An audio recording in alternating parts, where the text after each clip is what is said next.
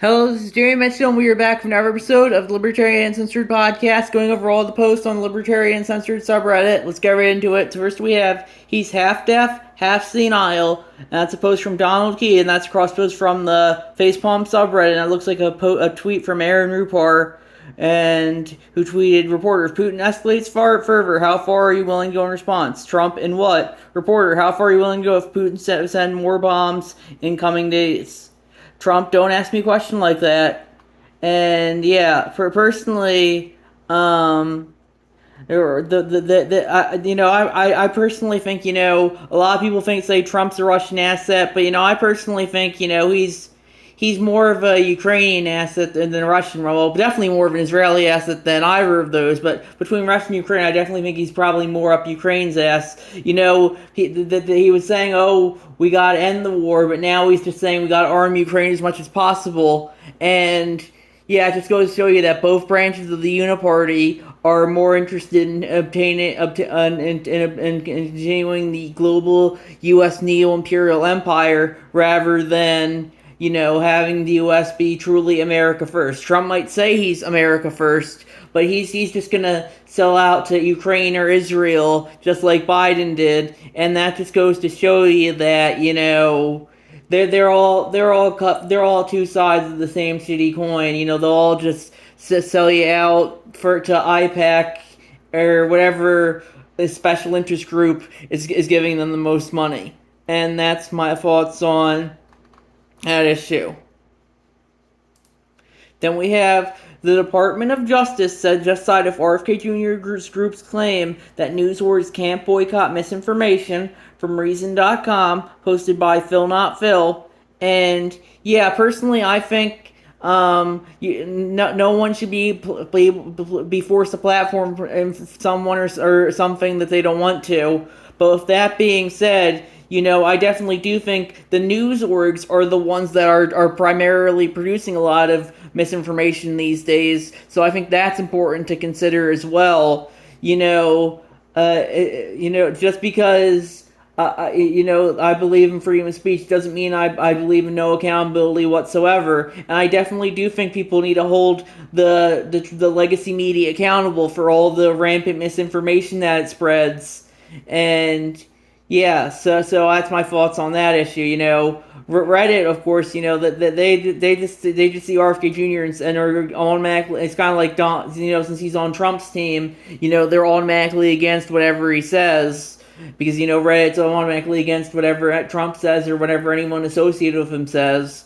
And yeah, my thoughts on that are if we need freedom of association. If you want to be against him, that's great because but if you want to agree with him, that's okay too. But ultimately you got to stand by your principles, and my principle is number one, freedom of association. So if you don't want to platform what you think is misinformation, that's okay, that's fine. But just be aware that misinformation is often can be a very subjective term, especially in politically volatile times like the ones we find ourselves in.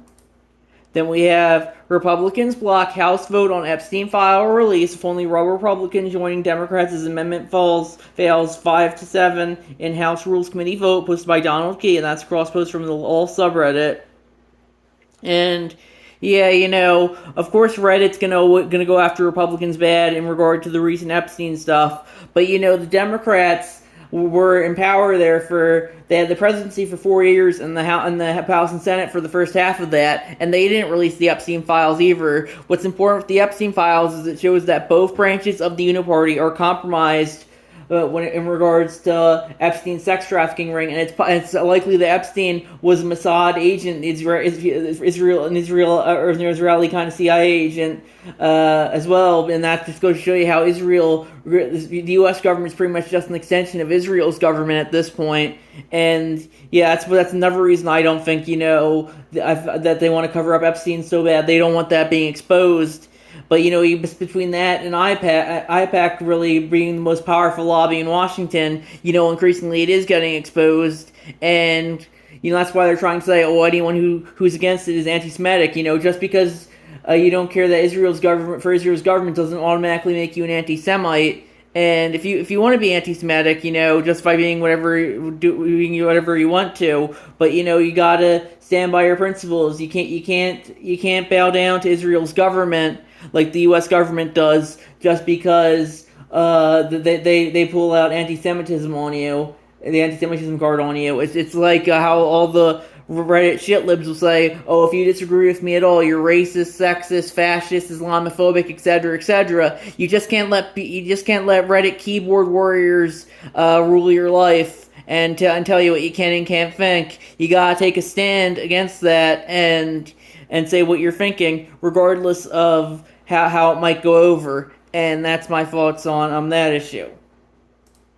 Then we had, did California's fast food minimum wage reduce employment, posted by Lemon Limelight?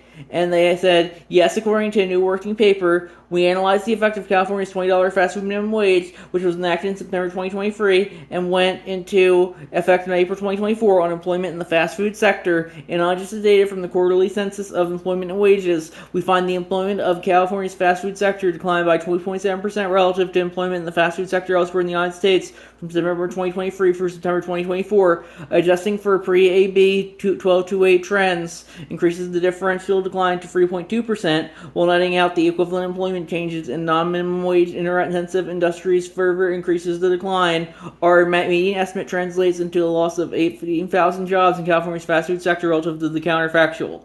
Add this paper to the entire set of published studies and literature in the last 30 plus years, which shows a clear preponderance of negative employment elasticities, i.e. raising minimum wage reduces employment. And my thoughts on that are, the minimum wage might be something that's well-intentioned, but, it's always important to remember what the true minimum wage is, 0. And if you raise minimum wage, companies might not be able to hire as many people as they used to be able to, as this article and this paper is saying. I think that's very important to consider as well. And, yeah, that's my thoughts there.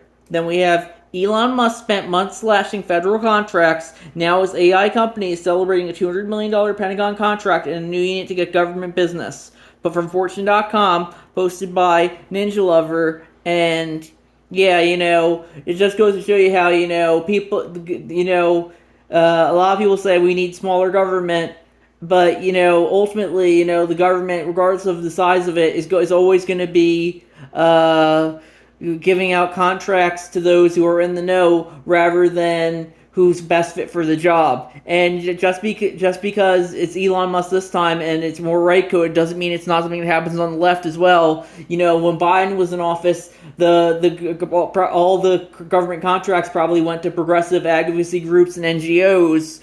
But Reddit wouldn't care about that, of course, because that's the in group doing it rather than the out group. And then we have Candace Owens, Trump thinks his base is stupid, from thehill.com, posted by Donald Key. And yeah, I agree with Candace Owens there. Candace Owens isn't someone I always agree with.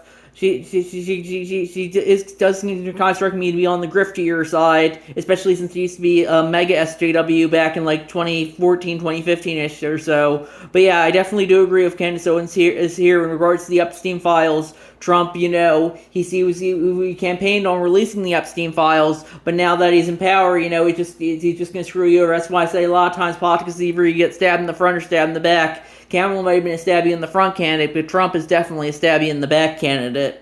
And yeah, just because he thinks his base is stupid doesn't mean they actually are. They'll still probably align with him because the Reddit shitlibs and pinko commies have gotten that bad. But just because he thinks his base is bad doesn't mean they actually are that bad. The thing of a lot of people these days is politics is a team sport. They view it as that, at least. And you gotta hold them accountable even when it's your team doing the thing that you criticize the other team for.